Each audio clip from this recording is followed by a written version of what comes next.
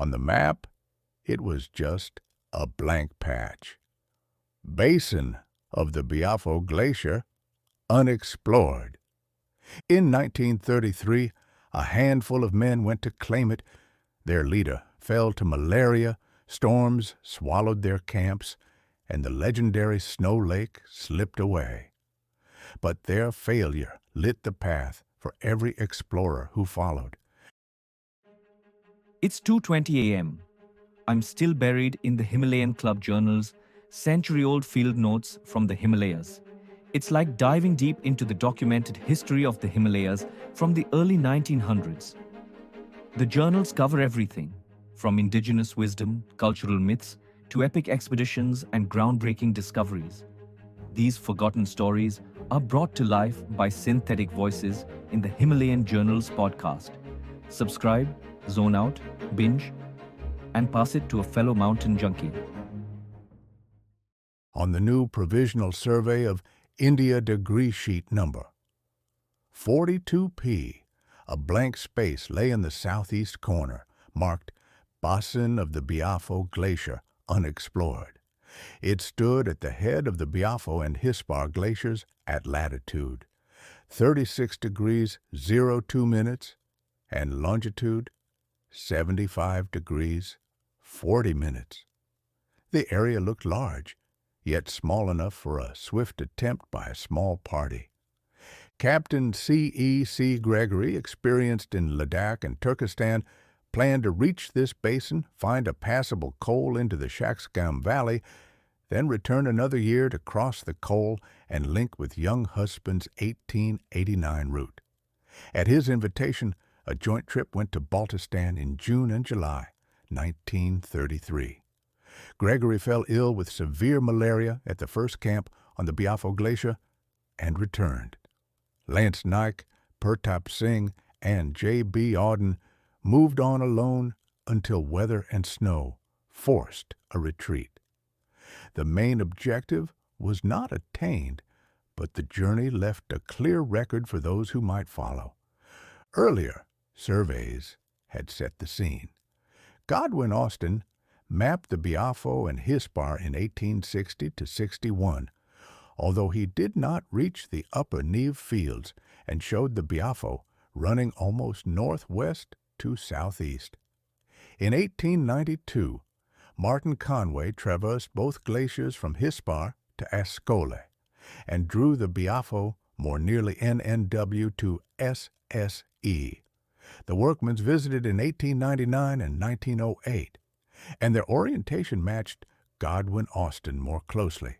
None of these parties entered the flat snowfield that Conway called Snow Lake, later shown on modern maps as the basin of the Biafo Glacier.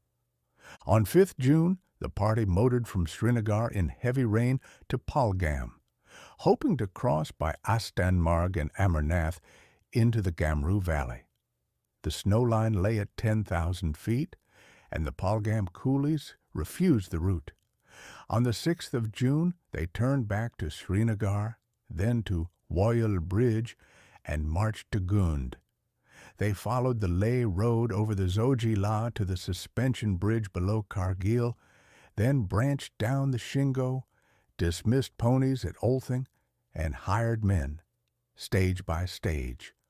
From Parkuta, they went to the ferry over the joined Shiok and Indus, then through Kiris to Nar, and on to Shigar on the 16th, avoiding the detour through Skardu.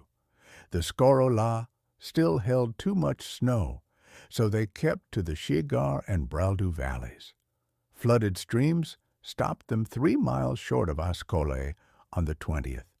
Along the way, they noted the hot springs at Chongo, where one spring measured 98 degrees Fahrenheit. On the 21st at Skoro, they hired transport and supply coolies. After some wrangling, the wage stood at rupees, 1 per day, with a ration of 1 seer of atta. Few boots had been brought, a choice that would have troubled any attempt on the Snow Lake.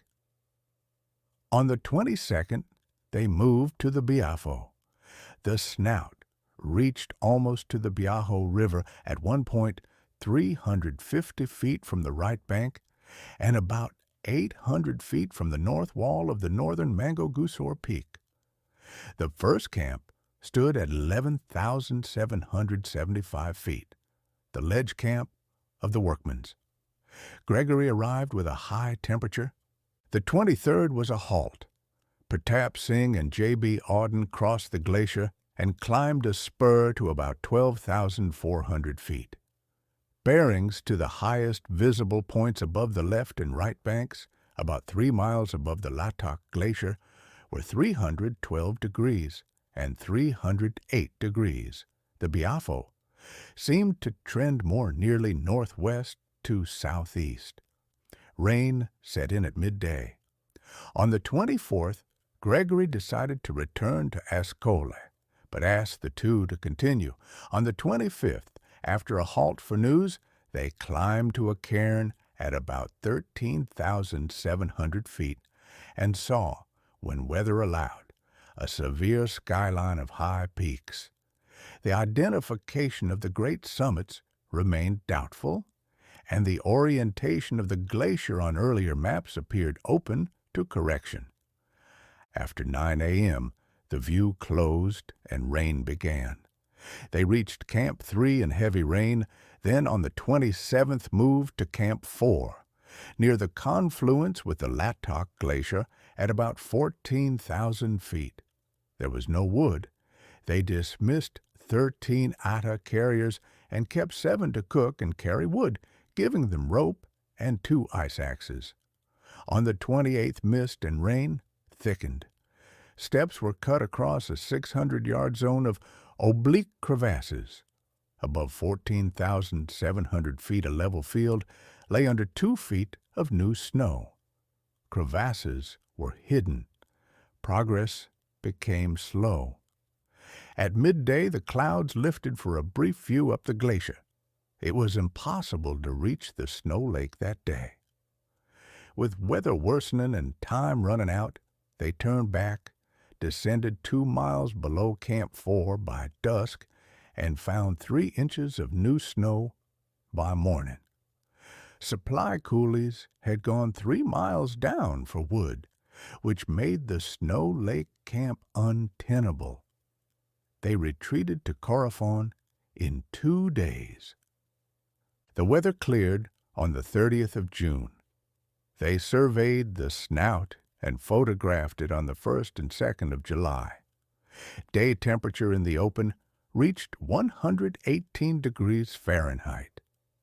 From the Karakoram-Shaksgam path at about 11,600 feet, they saw the snout curve under the north wall of the northern Mango Gusor. High ice marks along the west bank showed recent thinning. On the 2nd of July, they marked a cairn stone with the date, initials, and a Union Jack. They reached Ascole on the 3rd and secured Monjong Coolies for the Skoro La, with wages tied to a 3 or 4 day schedule to Shigar. A camp stood near the snout of the Skoro Lagans at about 14,200 feet, and a cairn was built and marked on the 4th of July. The Skoro La, 16,644 feet, was a steady trudge. Headaches were common. The descent led over ice slabs and loose boulders to the Kachar cowsheds, then along slopes of wild rhubarb. The Skoro Lungma rose quickly in the afternoons, so they crossed its stream 11 times early. From Shigar, they went by Zak to Skardu, then by the Satpura route to the Deosai Plains at 13,000 to 14,000 feet. Rain fell as 6 tongas rolled into Srinagar on the 15th. The expedition did not reach the Snow Lake, yet it left a route, a measure of conditions, and the view that July might offer better weather, though the Snow Lake slush would remain.